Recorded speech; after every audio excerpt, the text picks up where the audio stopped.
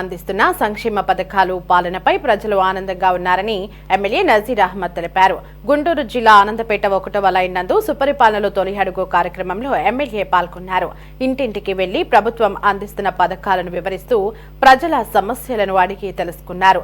తూర్పు నియోజకవర్గంలో అభివృద్ధి శానిటేషన్ పై ప్రత్యేక దృష్టి సారించామంటున్న ఎమ్మెల్యే నజీర్ అహ్మద్ తో మా ప్రతినిధి Pramod Kiran face to face.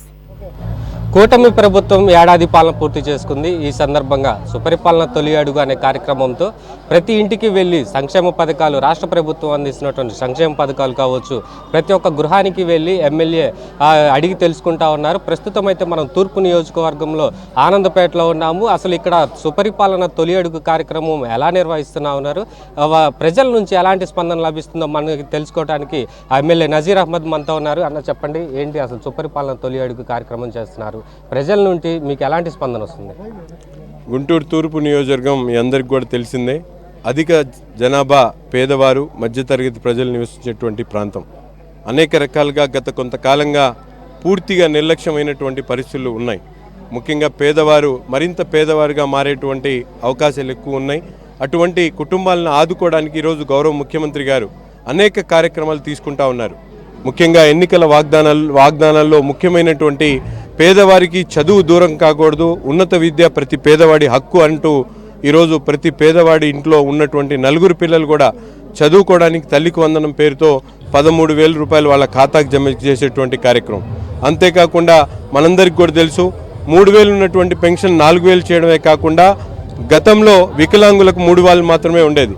ఈరోజు వికలాంగులకు అండగా ఉంటూ 6,000 రూపాయలు పెన్షన్ చేయడంతో పాటు మంచానికే పరిమితమైనటువంటి ప్రతి ఒక్కరికి కూడా 15,000 వరకు పెన్షన్ ఇచ్చేటువంటి కార్యక్రమం. ఒక పక్కన అన్నా క్యాంటీన్లు ఏర్పాటు చేశాం. దీపం పథకం ద్వారా గ్యాస్ సిలిండర్లు ఇచ్చేటువంటి కార్యక్రమం, ల్యాండ్ టైటిలింగ్ యాక్ట్ రద్దు, అనేక కార్యక్రమాలు ఈరోజు ప్రభుత్వం పక్కన చేస్తూ ఉంటే, తూర్పు నియోజకవర్గంలో శాసనసభ్యుడిగా ఎన్నికైన తర్వాత ప్రజలు ఎన్ని రకాలుగా ఇబ్బందులు ఉన్నాయో వాటిని అన్నిటి మీద దృష్టి సారించేటువంటి కార్యక్రమం.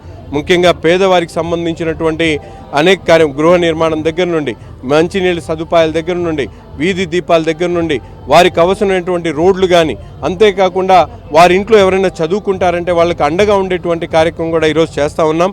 ముఖ్యంగా పట్టాలు లేవని చెప్పి చాలామంది బాధపడతా ఉన్నారు. అటువంటి వాళ్ళందరూ కూడా మాటిస్తూ ఉన్నాం. తప్పకుండా ఈరోజు గౌరవ ముఖ్యమంత్రి గారి ఆదేశాల మేరకు 1 సంవత్సర కాలంలో దశాబ్దాలుగా ఉంటున్నటువంటి ప్రతి ఒక్కరికి కూడా ఇళ్ల పట్టాలు ఇప్పించేటువంటి కార్యక్రమం కూడా చేస్తాం. రాష్ట్ర ప్రభుత్వం అందిస్తున్నటువంటి సంక్షేమ పథకాలపై ప్రజల నుంచి వస్తున్నటువంటి స్పందన ఎలా ఉంది? వాళ్ళు ఏమైనా సమస్యలు మీకు చెప్తా ఉన్నారా? బ్రహ్మాండమైనటువంటి స్పందన వస్తూ ఉండండి. ఎన్నికల్లో తిరిగాం. ఆ రోజు ఏ విధంగా అయితే ప్రజలు మమ్మల్ని ఆశీర్వదించారో ఈరోజు తిరిగి ఇటువంటి మంచి పరిపాలన అందిస్తున్నటువంటి ప్రభుత్వానికి అండగా, శాసనసభ్యులకు అండగా ప్రజలు బ్రహ్మరథం పడతా ఉన్నారు. 1-2 చోట్ల ఆవేదన, అంటే ప్రజల్లో ఇంకా నిరుత్సాహం, కొన్ని చోట్ల కొన్ని కార్యక్రమాలు కావాలి అని చెప్పి పట్టుబడుతున్నటువంటి చోట కొంతమంది ఆవేదన వ్యక్తం చేస్తూ ఉన్నారు. తప్పకుండా అటువంటి వాళ్ళకి అండగా ఉంటాం, వారి సమస్యలను వింటాం, వారికి కావాల్సినటువంటి ప్రతి ఒక్క కార్యక్రమాన్ని కూడా చేరదీసే వరకు కూడా తప్పకుండా పనిచేస్తాం. గడిచిన 5 సంవత్సరాలతో పోల్చుకుంటే ఇప్పుడు ఏడాది పాలనలో మీరు తూర్పు నియోజకవర్గంలో చేసినటువంటి అభివృద్ధి ఎలా ఉంది? అదే చెప్తా ఉన్నా కదా, 28 కోట్ల రూపాయలతో తూర్పు నియోజకవర్గంలో సీసీ రోడ్లు కానీ డ్రైన్లు కానీ కట్టడం జరిగింది. ఒక పక్కన నందివల్లి ఆర్ఓబి బ్రిడ్జ్ 5 సంవత్సరాల్లో తట్టమట్టి వేయలేదు. అటువంటి బ్రిడ్జ్కి పునర్నిర్మాణ కార్యక్రమం మొదలుపెట్టాం.